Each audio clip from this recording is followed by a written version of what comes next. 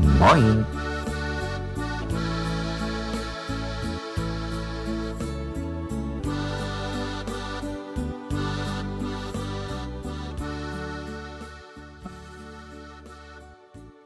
What if the Normans hadn't won? In my experience, most native English speakers, especially those in the United States, know very little, if anything, about the history of their language.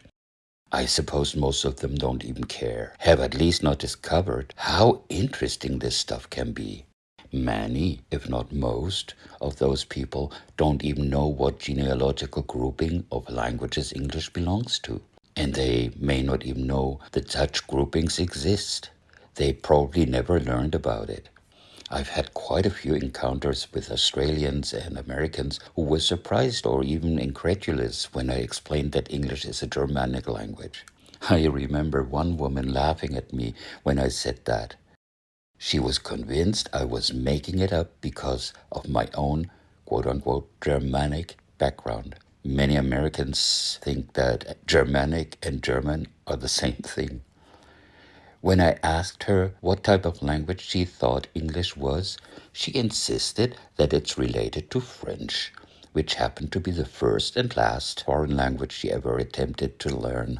Well, I certainly understand why she thought that. After all, there are so many French-like words in English, so many that it makes English appear quite different from other Germanic languages. Let me emphasize that I'm not pointing fingers and laughing at English speakers who know very little about the background of the language. I only find it a bit sad that they learned little or nothing about it in school. If they had, they might now have a deeper understanding and appreciation of their own language and its place among the languages of the world. To make sure you and I are on the same page, let's briefly review the history of English.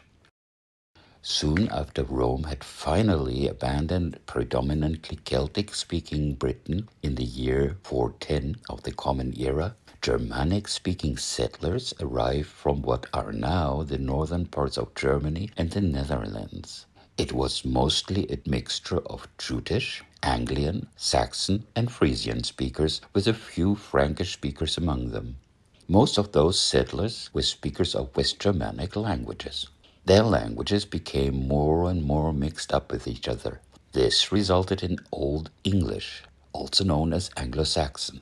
It clearly was a West Germanic language with a little influence from the island's Brythonic Celtic and, after Christianization, a few biblical words from Latin and Greek. Take a look at this sample text to get an idea how different Old English is from modern English. It's Caedmon's hymn of the 7th century, apparently the oldest extant English poem. Nu skulon herian heavens riches word, meododes meachte, and his moot je thank. Werk wuldur vader, swa wundra je wes, eche drichten, oronstelde en ares tjop, jelda bjarnom heaven tochrove.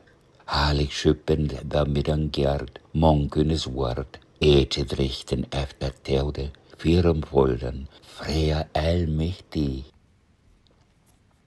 Now we shall praise Heaven Kingdom's guardian, the Maker's might, and his mind's thoughts, the work of the Glory Father, who worked out every wonder, eternal Lord. He established a beginning. He first shaped for men's sons heaven as a roof, the holy Creator. Then Middle Earth, mankind's guardian, eternal Lord, afterwards prepared the earth for men, the Lord Almighty.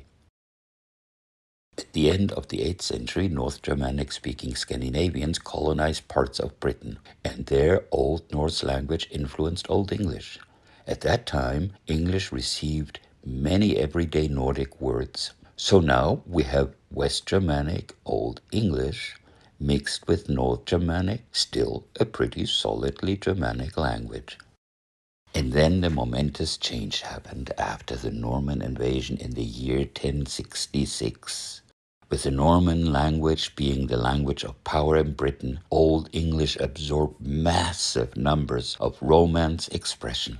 Hang on, Norman? Doesn't that mean Northmen? It does, but the Scandinavian ancestors who had invaded Normandy in what is now the north of France had quickly adopted the Celtic-influenced local Romance language. By the way, some people call the language Norman French and consider it a part of the French language.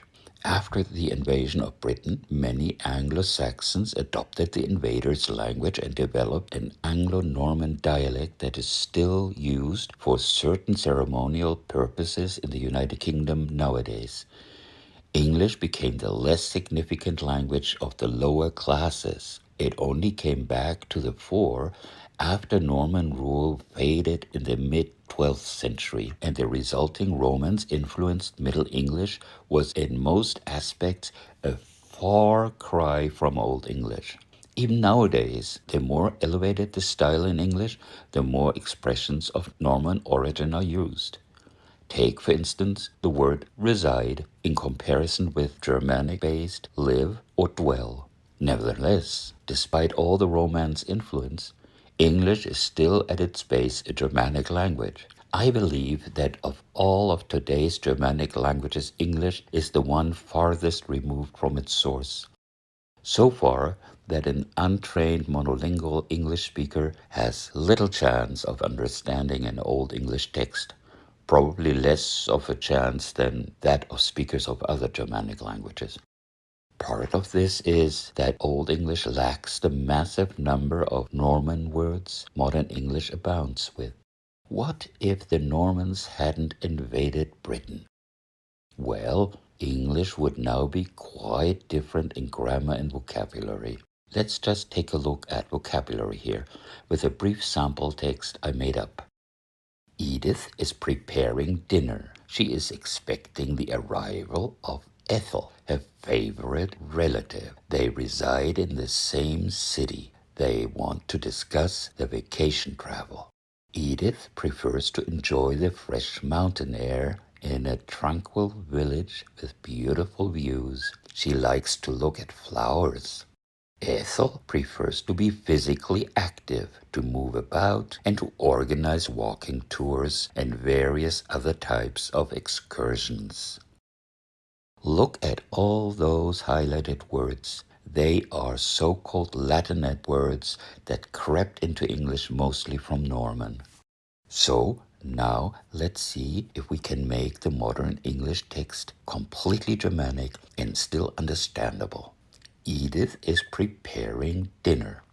One of several Germanic English choices approximating to prepare is to ready, from Old English redan.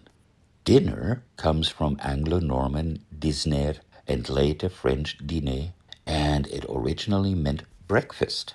Here we want it to be an evening meal. She is expecting the arrival of Ethel, her favorite relative. I suggest we replace expecting with awaiting. For favorite, we could use dearest, and for relative, I suggest archaic gender-specific kinswoman. They reside in the same city. Sure, reside is formal. Dwell is archaic. So let's just take live, which is what people say nowadays anyway. A city is a large town. So let's use big town, since large isn't Germanic either. They want to discuss their vacation travel. Although not exactly the same, talk about may do in place of discuss. Vacation, in non-American English that would be holidays, even though that word originally denoted free time specifically on holy days. For the word travel, we can use trip, although it came from Old Norman triper, which however is of Germanic origin. Otherwise, we'd have to use something like fare, from Old English far, meaning journey, but that has taken on a different meaning in the meantime. Edith prefers to enjoy the fresh mountain air in a tranquil village with beautiful views. For prefers, we could choose likes best or like better. Or we could say would rather. I prefer, no pun intended, likes best because it connotes less comparison than the other choices. Enjoy is difficult too. The only Germanic approximation I can come up with is have a lovely time. There's no modern Germanic equivalent of mountain. Old English had Berg, which I assume would be Berg in modern English, consistent with Bach in Low Saxon and Berg or Berg in other Germanic languages. There's no Germanic modern English equivalent of air either. Although it has undergone a shift in meaning, let's use loft from Old English, consistent with equivalents in other Germanic languages. For tranquil, let's just use quiet. The archaic English word thorp may replace village. This is a word British people are still likely to know. A Germanic replacement for beautiful is fair from Old English fair. Since in this context, views refers to sights from the village rather than in the village, let's say sights from there. She likes to look at flowers. Flower is a Romance loanword, probably from Norman floor. The closest Germanic equivalent is bloom, from Old English bloma, although it has undergone a slight semantic shift. Ethel prefers to be physically active, to move about, and to organize walking tours and various other types of excursions. We had prefer before, but in this particular context, I prefer, no pun intended again, to translate it as likes better, because we are comparing Ethel's preference with that of Edith. The only replacement for physically I can come up with is bodily. And for active, we can use busy. Organize is really hard to replace. Put in place sort of does the job, but place is not Germanic. The only Old English equivalent whose modern derivative we still readily recognize is stead in modern English. Walking tours may be replaced with just walks or hikes. I believe that old-fashioned sundry is a fair replacement for various. Clearly, types can be replaced with kinds and excursions by outings. So, here is our de-Romanized text. A bit strange, but understandable. Edith is readying an evening meal. She is awaiting the coming of Ethel, her dearest kinswoman. They live in the same big town. They want to talk about their holiday trip. Edith likes best to have a lovely time in the fresh bark loft, in a quiet thorp, with fair sight from there. She likes to look at blooms. Ethel likes better to be bodily busy, to stir about, and to put instead walks and sundry other kinds of short outings. So, there you have it. What do you think? Don't you think it's amazing how many expressions from Romance languages are used in modern English? How dependent we are on them, how much they contribute to even a simple text, and how clumsy an all Germanic equivalent seems to us now? Did you know that there is an Anglish movement that endeavors to Germanicize English in a similar way, going even farther by creating new words?